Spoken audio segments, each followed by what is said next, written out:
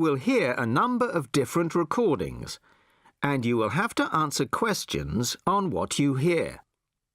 There will be time for you to read the instructions, and you have a chance to check your work. All the recordings will be played once only. The test is in 4 sections. Section 1. You will hear a new student on a short summer course getting information from the college receptionist. First, you have some time to look at questions 1 to 5.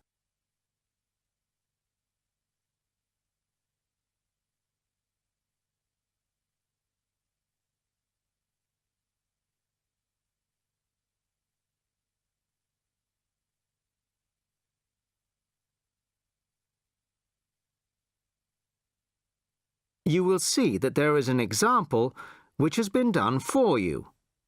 On this occasion only, the conversation relating to this will be played first. Sorry to keep you waiting. OK, here's the information you need. On the first page, there's some info about the college, the facilities, the courses on offer, etc. Then, on these blue pages here, there's an outline of the social activities. You see there, OK? Yes. Now, this part of the booklet here, the yellow pages, that's the main program starting at 9 a.m. tomorrow. 9 a.m., OK. The receptionist says that the program begins at 9 a.m. So 9 a.m. is the answer. Now the test will begin. You should answer the questions as you listen, as you will not hear the recording a second time. Listen carefully to the first part of the conversation and answer questions 1 to 5. Sorry to keep you waiting. OK, here's the information you need. On the first page, there's some info about the college, the facilities, the courses on offer, etc. Then, on these blue pages here, there's an outline of the social activities. You see there, OK? Yes. Now, this part of the booklet here, the yellow pages, that's the main program starting at 9 a.m. tomorrow. 9 a.m., OK. So all the new students will be gathering in Herville Hall at 9 o'clock. Sorry, where? Herville Hall. I'll spell it for you. It's H-E-R-V-I-L-L and then H-A-L-L for hall, of course. It's the big white building by the entrance. OK, I've seen it. Right. Anyway, you'll be in there for an hour. First, the Director of Studies will explain the various courses we offer and the requirements for them. Then for the second half hour, the social organiser will tell you more about the social program and Saturday excursions. Is that all clear? Yes, I think so. Then where do I go after that? Yes, OK. After the talks in the hall, there's a break. And then at 11:15, go to classroom 4 to have a placement test. 11:45. This placement test is to find my level in English? Exactly. Then, after the test, all the new students are invited to a special welcome lunch. In the cafeteria? No, not for the welcome lunch. It's in a restaurant near the school, an Indian restaurant. Oh, OK. I don't think I've ever tried Indian food. Do you like spicy food? Yes, I do. Then you'll love Indian. Before you hear the rest of the conversation, you have some time to look at questions 6 to 10.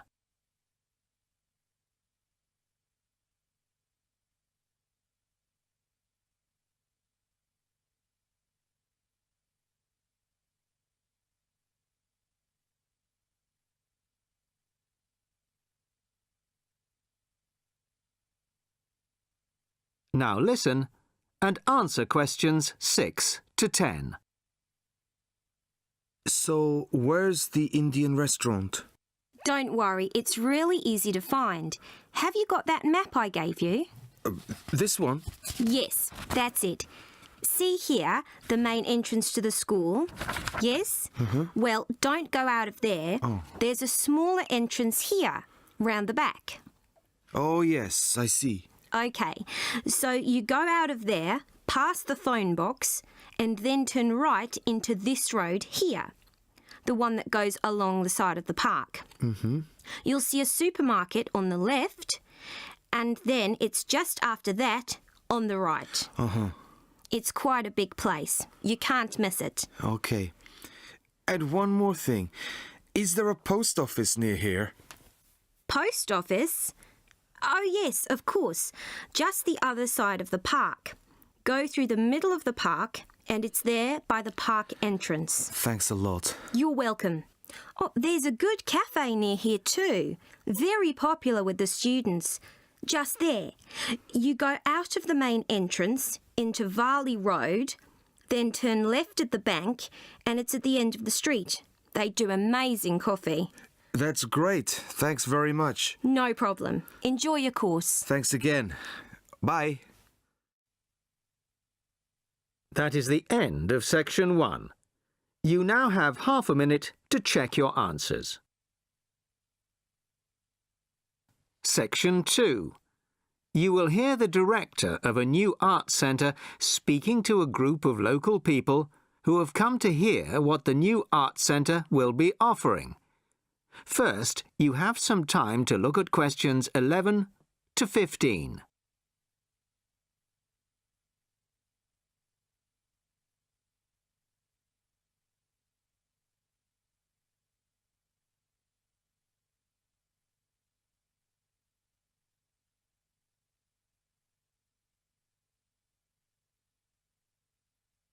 Listen carefully to the first part of the talk and answer questions 11 to 15. Well, good evening, everybody. Thank you all for turning out on this cold, wet evening. Welcome to our new art centre. I'm delighted that so many people are interested in finding out about the facilities and events that we'll be offering. I'll start with the regular evening events that we've scheduled so far. Sunday night will be film club night.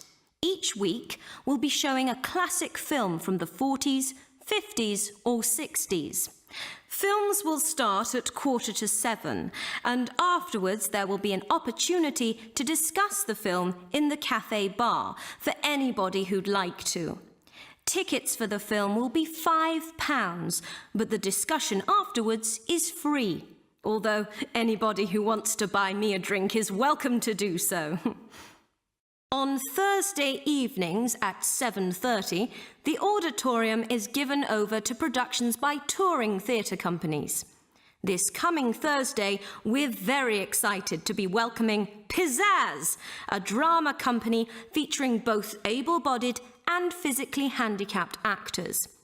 They'll be performing a rather special version of William Shakespeare's The Tempest, featuring music and dance, as well as dialogue. Fridays and Saturdays will be music nights, starting at 8 p.m, with classical or traditional music on the Fridays and pop rock on the Saturdays. However, as the sound system hasn't yet been fully installed, these events won't be starting for another few weeks. As well as evening performances, various events will take place during the day. So far, a mothers and toddlers session has been arranged for Monday afternoons, and of course, anybody can drop in for a coffee or a sandwich. The cafe bar will be open from 11 a.m. to 3 p.m. and 6 p.m. to 11 p.m. Mondays to Fridays, and 11 a.m. to midnight Saturdays and Sundays. Lunch will be served from 12:30 till 2, and light snacks will be available all day. Of course, this programme is just the start, and we expect to be announcing many additional events in the near future. Before you hear the rest of the talk, you have some time to look at questions 16 to 20.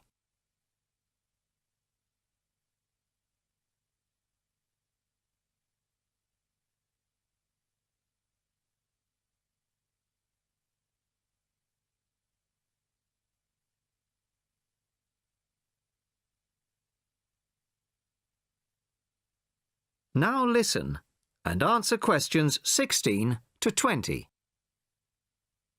Now I'd like to take this opportunity to tell you about becoming a member. Membership benefits include reduced price tickets, priority bookings, and a monthly newsletter, which will feature the latest details of forthcoming events, plus details of other arts events in the local area. The cost of membership is just £15 a year, which I think is very reasonable. To get a membership card, you'll need to provide us with a passport-sized photo, plus payment, of course, by cash or cheque. We can't accept credit cards, I'm afraid, at least not for the moment. We hope to have credit card payment facilities available in the not-too-distant future. Then, when you want to buy reduced price tickets, you simply show your card at the box office or quote your membership number if you're making a telephone booking. Generally, a membership card will save around 20% on the full ticket price, so it really is very good value. Now we come to the most important part, your suggestions. It's your art centre, so we want to hear what you'd like to see. That is the end of section 2. You now have half a minute to check your answers. Section 3. John has applied to train as a teacher and is being interviewed. In this stage of the interview, the interviewer will discuss John's previous studies and work experiences. First, you have some time to look at questions 21 to 25.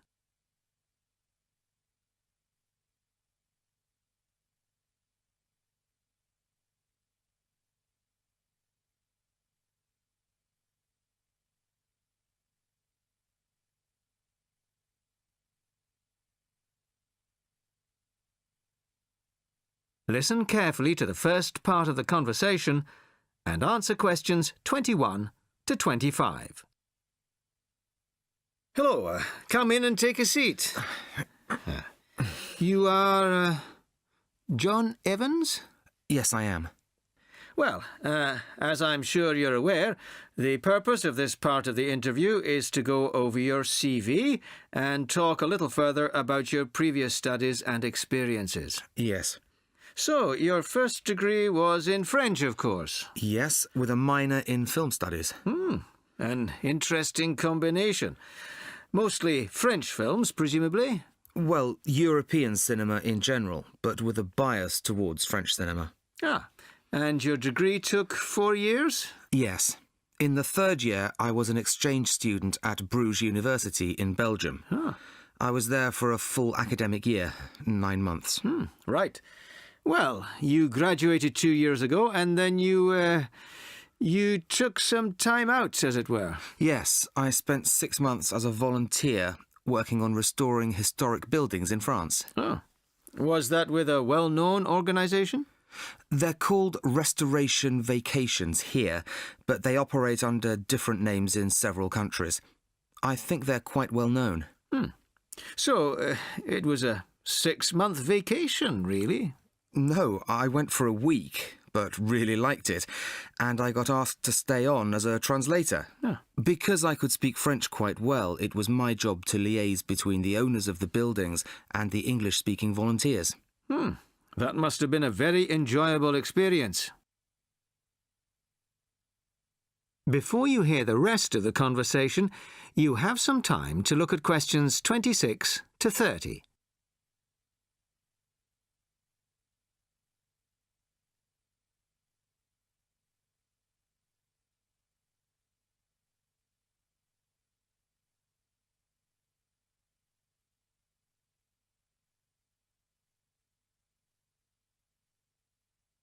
Now listen and answer questions 26 to 30. Well, it was certainly a very enjoyable experience to begin with, but after the first 3 months or so, I actually got a bit bored. I was talking about the same things every day. Bricks, cement, window frames, that kind of thing. it wasn't really stretching my French. Also, I wasn't getting paid, just free accommodation and food, plus some pocket money. Ah, I see. So then you started working for a bank in Paris, BCFC, I think. Yes. Were you doing entirely translating again?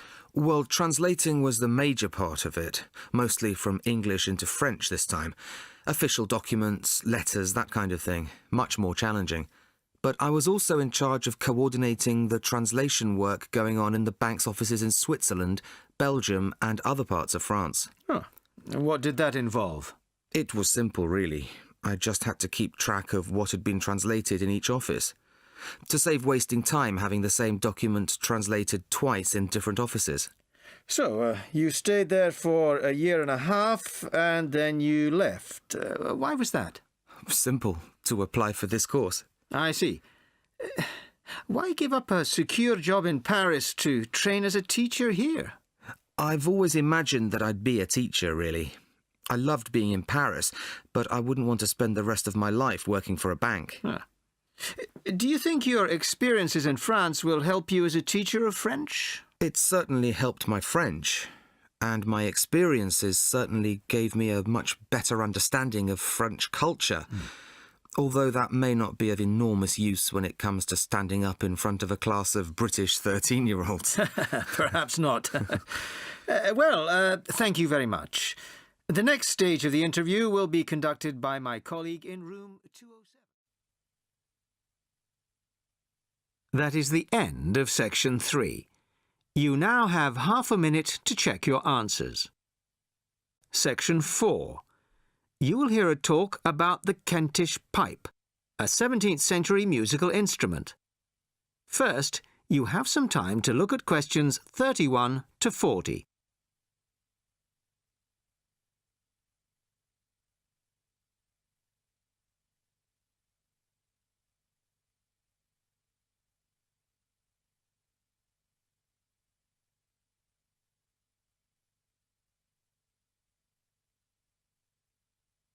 Listen carefully and answer questions 31 to 40. Good evening. I'd like to introduce Geoffrey Rourke of the Early Music Foundation. Geoffrey has recently restored a genuine 17th century Kentish pipe and, as you all know, will be giving us a recital on it later this evening. But first, he's kindly agreed to talk to us about this exciting and little-known instrument. Thank you very much. I'd like to begin, if I may, by talking to you about the rather unusual construction of the Kentish pipe. The main part of the instrument, as you can see, is a long, straight wooden tube, which we call the chanter. This one is in beech wood, but other woods were used. At one end, there is the airbag. This rests under the arm of the player, like this. The blowpipe that inflates the airbag is quite long and bends round the front of the body to be inserted in the mouth of the player, like this. You see, the flexible nature of this tube is a unique feature of the Kentish pipe. In my restored version here, the blowpipe is, I'm sorry to confess, made out of plastic. In the original version, it would have been made out of leather using an elaborate stitching and waxing technique. However, the skills required to do this have now been lost. Good old plastic was the only alternative we could come up with. The airbag is obviously a modern replacement too. This time it is made out of leather and, as far as we can be certain, is likely to be pretty much identical to the original. A particularly soft and supple yet strong leather is required. Ordinary shoe leather would start to crack in no time. The main pipe, or chanter, is original, of course. as its rather battered appearance makes obvious, I would imagine. But it still sounds pretty good after nearly 400 years. We can actually put a precise date on it, because the maker kindly inscribed it for us. Just here. You probably can't see it. JD, the maker's initials, and the date 1634. The most recent feature is the reed, the part that actually makes the noise. Although probably identical in every way to the original, it is in fact a piece from a plant picked yesterday morning by my son by the river near our house. So, that's the construction. But why bother with the bag, you may be wondering? Why not just blow directly into the pipe? Well, you can play the instrument that way. You can just detach the bag like this and blow into this hole here. But you need a lot of breath to do it. Much more than, say, a flute or clarinet. After a few notes, you have to stop to take a breath. The bag allows the player to breathe while continuing to play. This meant that music for the Kentish pipe could be loud and fast, the way they liked it in Kent in the 17th century, no doubt. So, we have the pipe, but unfortunately, we don't have the music. Not a single piece of music written specifically for the Kentish pipe has been found. Luckily, some of my colleagues from the Early Music Foundation have adapted some traditional music from the period for the Kentish pipe, and we hope this will closely reflect the impression performances on the original instrument would have made.